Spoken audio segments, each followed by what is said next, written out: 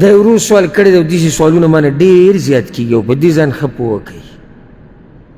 وایي چې زما پلار او مور ما له یو جنۍ کتلې ده او هغې راله غوښتلې ده او زما د هغه جنۍ سره طبیعت نه لګي، هغه مې نه ده خوښه، نو اوس زه څه وکړم؟ دې سوالونه ډېر زیات راځي او دا کار د هلک سره هم کیدی شي او دا کار د جنۍ سره هم کیدی شي. کله داسې چې مور پلار خپله لور ورکړي داسې هلک له چې هغه پرې راضي او پرې راضي نه وي. زه به ته دا مسله بلکل واضحه کړم په یو څو نقاطو کې. اولنۍ خبره هغه دا ده، بنیادي قانون او قاعده یاد ساتئ چې د نکاح په شرطونو کې یو لوی شرط دا دی چې دا هلک او جنۍ به په دې باندې راځي. او په صحیح بخاري صحیح مسلم کې حدیث دی د ابو هریره رضی الله عنه، پیغمبر صلی الله علیه وسلم وایي چې پیغله جنۍ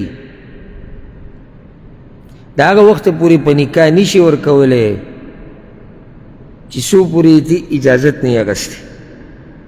او دغه شان کونډې نه هم مشوره اخلي، خو صرف دومره ده چې د پیغلې جنۍ غلي کېناسته د هغې اجازت دی، ځکه چې حیا وله ورځي نو هغه نشي ویلی. نو که چېرته مور ته تپوس وکړي چې پلاني دې ورکوو او ته پرې راځي او دا غلی شي، نو دا دلیل د څه دی؟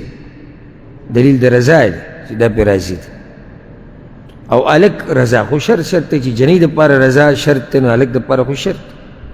صرف جنۍ کې دومره دی چې جنۍ د رضا سره د هغې د مشرانو رضا هم شرط ده، یعنی جنۍ به هم راځي او د هغې مشران چې کوم دي سرپرست هغه به هم راځي. صرف د جنۍ رضا نه چلیږي او صرف د سرپرست رضا نه چلیږي. نو ضرور وایي چې ما له جنۍ غوښتلې ده او زما نه ده خوښه.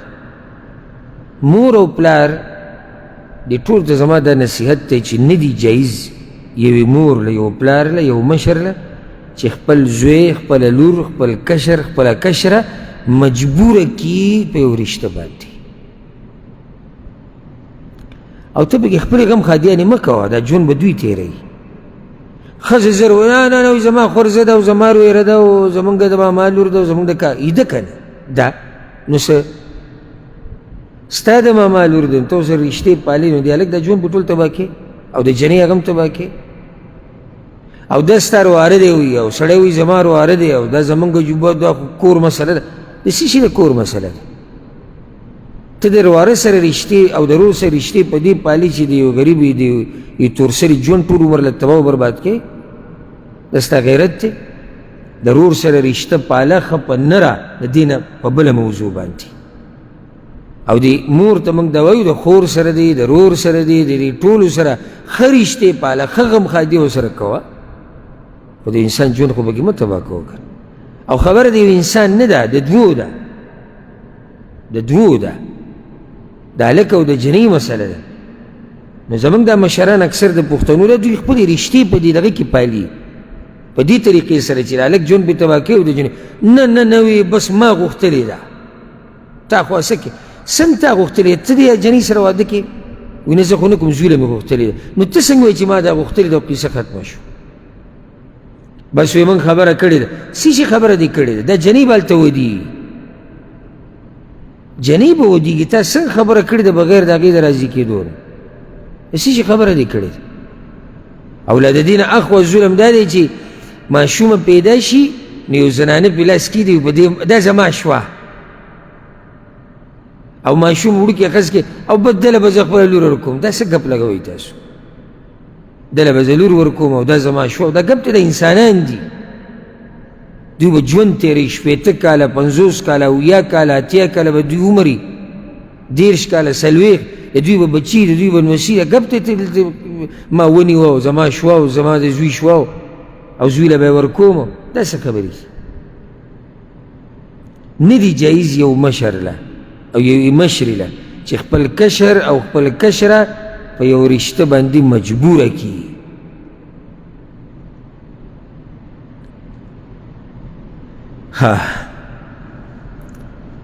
اوس صرف خبره دومره ده چې ملک صاحب مخکې وایي چې د زنانه په مسله کې د دوو قسمه خلکو راضي کېدل لازم دي، د دې جنۍ او سرپرست او الک دپاره صرف د هغه راضي کېده لازم دي. اوس راځو دې مسلې له دا ورور وایي زه څه وکړم، زه درته دا وایم بلکې ټولو ته دا وایم که چېرته مور پلار داسې جنۍ غوره کړي د هلک دپاره چې هغه دینداره یي او ژوند ورسره تېرېږي او دغه شان جنۍ دپاره که داسې هلک غوره کړي چې دینداره ژوند ورسره تېرېږي نو بیا د مور پلار خبره منل پکار دي، بیا خبره منل پکار دي. ځکه چې پیغمبر صلی الله علیه وسلم حدیث کوي، امام ترمذي امام ابن ماجه راوړی چې تاسو به څوک داسې دیر شي چې په دین یې راضي یې په اخلاقو یې راضي یې نو رشته ورسره وکړئ. خو دا درته ووایم بیا هم چې په هلک نه دي واجب چې دی به د مور پلار خبره په دې خبره کې مني چې د دې پلانۍ سره به لازم واده کوي، دا په دې هلک نه دي لازم. خو که چېرته دا کاري وکړو د مور پلار د خوشحالولو دپاره الله به له اجر ورکړي، او که څه ګنجایش پکې پیدا کېږي اله صرف مور پلار به نه خوشحاله دا مې یاده کړه چې تا غم د مور پلار راغستی دی ولته دې جنۍ تباه و برباد کړي چې کور ته به یې راولم بیا به ورسره ګورو بیا به ورسره ګورو قصه نه چلېږي. خو که مور پلار راضي کوي او د هغې سره دې ګنجایش د ژوند د تېرېدو جوړېږي نو بیا خو ډېره ښه ده. خو که چېرته د هلک سوچ وکړي او وایي چې دا جنۍ نه تېرېږي ورسره زما ژوند، لکه بل یو کس رابطه وکړي خودکشۍ ته تیار شوی یم دا سوال یې کوو، مور پلار له جنۍ غوښتلې ده او وایي چې موږ خبره ختمه کړې ده او زما نه ده خوښه او دا مې ورته ویلي که دا جنۍ م دې کور ته راوسته نو ځان مړ کوم، زه نه کوم دا جنۍ. دا کم جاهل مور پلار دی چې زوی دومره سخت ولاړ له دې بیا مو زه دا جنۍ راولم، دا لوی ظالمان دي. د دې زوی سره ظلم د هغه پردۍ تورسرې سره ظلم او یا د خپلې لور او خور سره ظلم. موږ چې وي خبره کړې ده مشران ناسو، الله به تپوس کوي د دې وباره کې مشران په څه شي ناسو او مشرانو له چا دا اختیار پوره ورکړی دی چې تاسو په خپله مرضۍ کار وکړئ. عجیبه دا ده لکه سړی لاړ مشر د جنۍ کور ته، هلته ورسره څوک کېناستو د جنۍ مشر، دوی بهر بیټک کې خبره وکړه نه نه او تاسو نه خو موږ بغیر وی نه نه درکول او تاسو نه ښه نه میلوي دو هغه ورته تاسو نه ښه نه میلوي کیسه بیټک کې حل شوه. دننه د هلک مور دی او د جنۍ مور دی او بس یو مبارک شه یو بس دا ډېره ښه خبره نه هلک خبر دی نه جنۍ خبر دی چې دا څوک دی د ده کردار څه دی د ده سیرت څه دی د ده حالات نه نه خو کار وشو بیټک کې مبارکي او دنه مبارک شه او مټای نه وخوړی شوې کیسه لاړه ختمه شو. بیا به دوی یو څو ورځې بعد مړه شي هغه مې ټول چا ته پرېښو هلک او جنۍ ته ټول ژوند د هغوی تباه و برباد شو. خو دوی غم خادي وپالله او دوی پکې رشتې وکړې. ظلم نه دی که نه صحیح ده ظلم دی. که چېرته د دې هلک بلکل ګزاره نه کېږي نو بیا ښه واضح دي خپل مور پلار ته ووایي چې زه دا جنۍ نه کومه، ښه واضح ښه صفا ښه په طریقه او دا کوژدنه یې کړې دا ماته کوي زه یې نه کوم. که سوچ پکې وکړي او بله څه لار نه وځي نو بیا همدغه یې لار ده او دا درته فایده ذکر کوم. کله چې یو هلک د مور پلار دا خبره ونه مني نو دی ګناهګار نه دی. ډېرو هلکانو ته به نن مسله روښانه شي دی ګناهګار نه دی. ګورې دا اختیار تاله شریعت تر کړی دی چې ته په جنۍ باندې راضي شي. نو که ته دا ووایې چې زه د پلار دا خبره نه منم او هغه خفه کېږي او هغه غوسه کېږي او دا به زه ګناهګار شم هېڅ خبره نه ګناهګارېږي او وخت تېرېدو سره به دوی هم خوشحاله شي. وخت تېرېدو سره به څه شي خوشحالي عمر له نه خفه کېږي لږه مزدوري ټیټ کوه او تپوس یې ډېر کوه د وخت تېرېدو سره د هرې ټولې مسلې حل کېږي. شیخ الاسلام ابن تیمیه رحمه الله وی پلار او مور له نه دي جایز چې بچې مجبوره کړي په نکاح د هغه چا سره من لا یرید چې هغه یې نه غواړي. فإن امتنع وی که چېرته دا بچی منع شو چې نه یې کوم فلا یکونو عاقا نو دی د مور پلار نافرمانه نه دی. او سبحان الله څه ویلي دي وی که اکل ما لا یرید د دې داسې مثال دی چې یو سړی په خپل زوی باندې هغه څه په زور خورئ چې هغه یې نه غواړي، نو که دا بچی ونه خوري